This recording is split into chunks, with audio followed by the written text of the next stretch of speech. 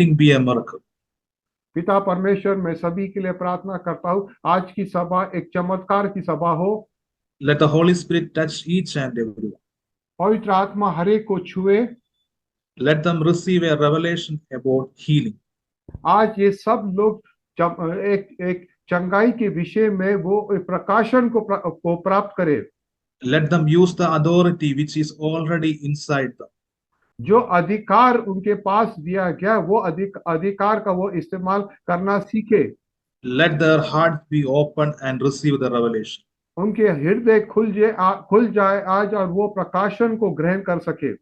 In the name of Jesus, I pray. Amen. यीशु मसीह के सामर्थी नाम से प्रार्थना करता हूँ, आमीन। So I will give you a verse. I will give you a verse. मैं आज आपको एक वचन बता रहा हूँ अभी। Ephesians chapter 2 verses 8.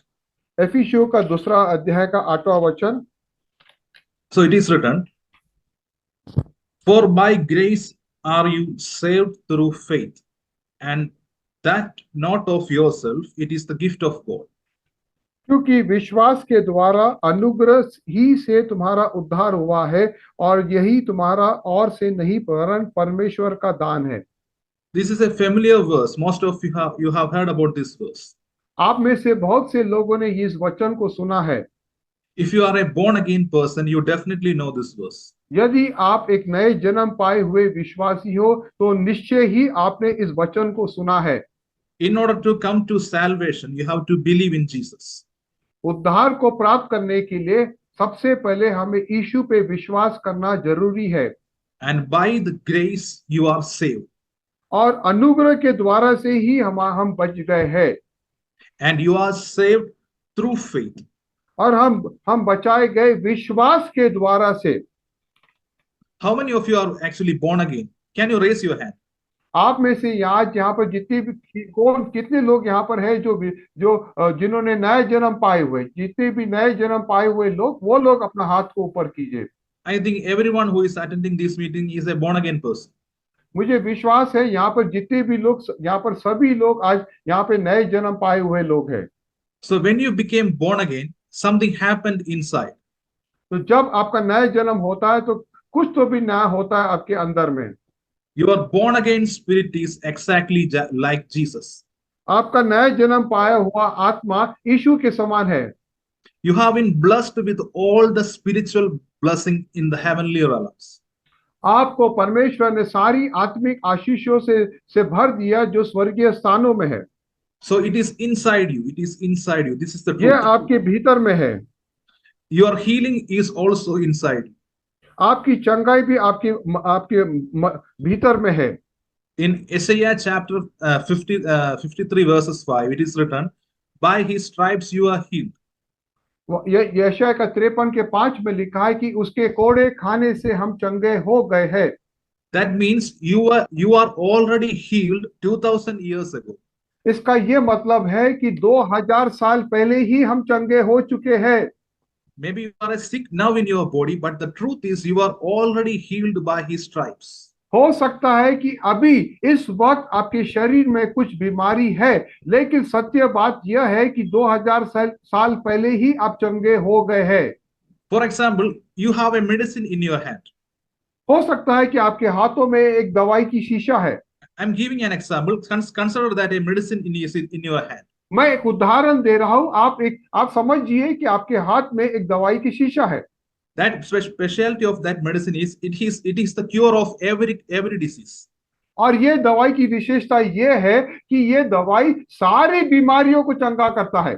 But what happens if you are not taking that medicine? You will remain sick. तो क्या होगा अगर आपने ये दवाई नहीं लिए तो आप बीमार ही रहेंगे। That means you have been already given the cure. That means a healing in your body by his stripes. इसका यह मतलब है कि आपको चंगाई दे चुकी है उसके कोड़े खाने से। But if you are not taking that healing by faith, you will remain sick. लेकिन अगर आप उस चंगाई को विश्वास से नहीं लेंगे तो आप निश्चय ही बीमार ही रहेंगे। But some of the people are thinking, we believed but nothing happened. कुछ लोग यहाँ पे बोल रहे हमने तो विश्वास किया लेकिन हमारे जीवन में कुछ तब्दील नहीं हुआ। But the truth is, you didn't believe the real truth of the word of God. सच्चाई ये है कि आपने परमेश्वर के वचन की सच्चाई पर आपने विश्वास नहीं किया। When you became born again, actually you believed the word of God. जब आपका नया जन्म हुआ है तब आपने परमेश्वर के वचन पर विश्वास किया। And it is written in that word, by grace are you saved through faith, and that not of yourself, it is the gift of God. क्योंकि वचन में ऐसा लिखा है इफिसियों का 2:8 में, क्योंकि विश्वास के द्वारा अनुग्रह ही से तुम्हारा उद्धार हुआ है, और यह तुम्हारी ओर से नहीं वरन परमेश्वर का दान है। That means that faith is also from God. इसका ये मतलब है कि विश्वास भी परमेश्वर की ओर से ही है। If it is myself, it is my own faith, nothing will happen. अगर ये मेरा खुद का विश्वास है तो कुछ भी होने वाला नहीं। But for your salvation, you have been given a faith of God. That is a supernatural faith. आमीन। आपके उद्धार के लिए परमेश्वर ने आपको अलौकिक विश्वास दिया, परमेश्वर ने वो विश्वास दिया आपको। You know, the most difficult thing to attain is the salvation. आपको मालूम है सबसे कठिन बात को प्राप्त करना है वो है उद्धार। But you believed Jesus and you got the salvation.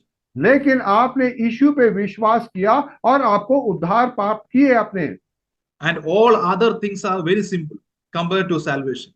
बाकी बातें बहुत सरल है, उद्धार को प्राप्त करने के तुल्य में बाकी बातें सब सरल है। So today God is telling you, you are already healed by His stripes. आज परमेश्वर ये बोल रहा है कि आप तो उसके कोड़े खाने से आप पहले से ही चंगे हो गए हैं।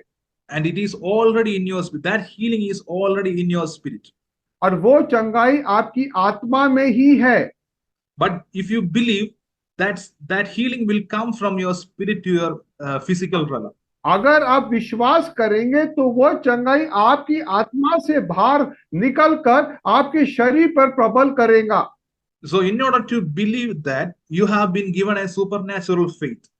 तो इस बात को विश्वास करने के लिए परमेश्वर ने आपको अलौकिक तौर पर विश्वास प्रदान किया। And the word of God says, you have been given the faith of Jesus. और परमेश्वर का वचन ये बोलता है कि आपको यीशु का विश्वास दिया गया है। I will give you a verse. मैं वचन दे रहा हूं, chapter 2, verses 20. गलातिया का दूसरा अध्याय का 20वां वचन को हम पढ़ते हैं। And it is written, I am crucified with Christ. Nevertheless, I live, yet not. But Christ liveth in me. And the life which I now live in the flesh, I live by the faith of the Son of God, who loved me and gave himself for me.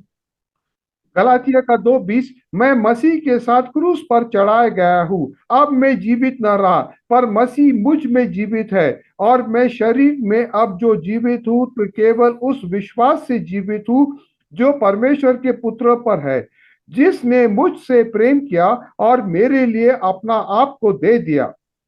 Actually, it is written in the King James Version is the best translation. If you are reading the Bible, this is the best translation, King James Version. King James version का जो अनुवाद है अंग्रेजी भाषा में, ये सबसे अच्छा अनुवाद है। So in that version it is written, I live by the faith of the Son of God. उसमें ऐसा लिखा है कि मैं जीवित हूँ यीशु मसीह परमेश्वर के पुत्र के विश्वास के अनुसार। That means you have been given the same faith of Jesus, the faith of the Son of God. इसका मतलब यह है कि आपको भी वही विश्वास दिया गया जो कि परमेश्वर के पुत्र को दिया गया है। That means you have been given the faith of Jesus, and you have been given the grace of Jesus, and if you pray, things will happen. इसका ये मतलब है कि आपको यीशु मसीह का अनुग्रह दिया गया, आपको यीशु मसीह का विश्वास भी दिया गया, और जब आप प्रार्थना करेंगे तो कुछ बातें आपके जीवन में होने वाला है। This today, even before I am praying, you yourself can pray for you. It will happen.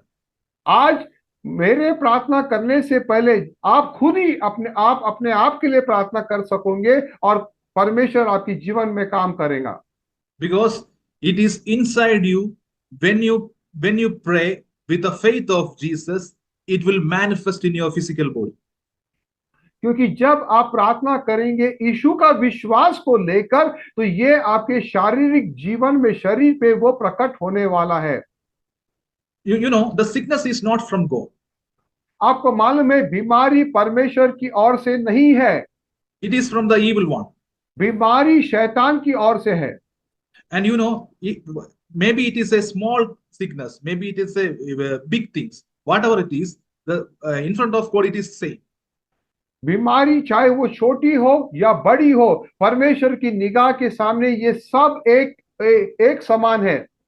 Maybe you have a cold, maybe you have a cancer, but you need the same faith to cure the sickness. हो सकता आपके पास सर्दी हो और हो सकता किसी और के पास कैंसर हो, लेकिन वही विश्वास जो परमेश्वर का विश्वास है, वही विश्वास लगता है उन दोनों बीमारियों को चंगा करने के लिए। So in the verse it is written, resist the devil, he will flee from you. वचन में ऐसा लिखा है, शैतान का सामना करो तो वो आपसे भागेगा। You have to resist the devil. You have the authority, Amen. you have the power. हमें शैतान का सामना करना है और वो अधिकार हमें परमेश्वर ने दिया है। He will flee from you. और शैतान हमारे सामने से भागेगा।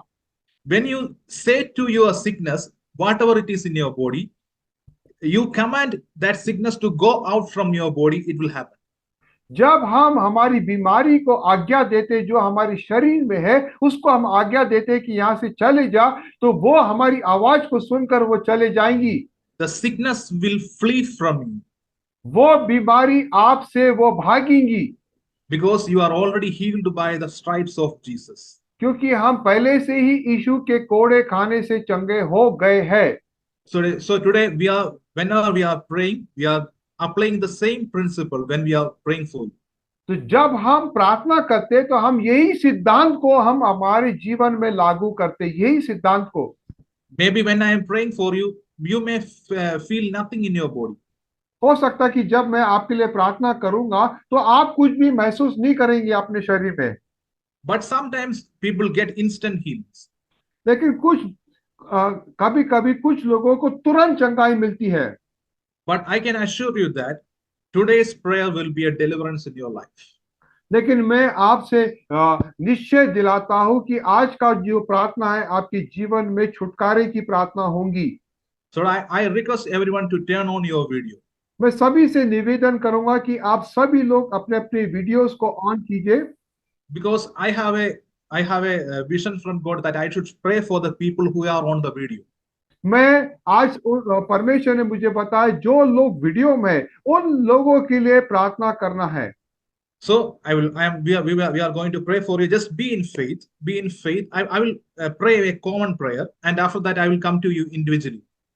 मैं आपको बताना चाहता हूं कि आप सब लोग विश्वास में रहिए और उसके बाद में हम सभी के लिए पहले एक सामान्य प्रार्थना करेंगे और फिर हम व्यक्तिगत उन लोगों के लिए प्रार्थना करेंगे जिन लोगों के वीडियोस ऑन है।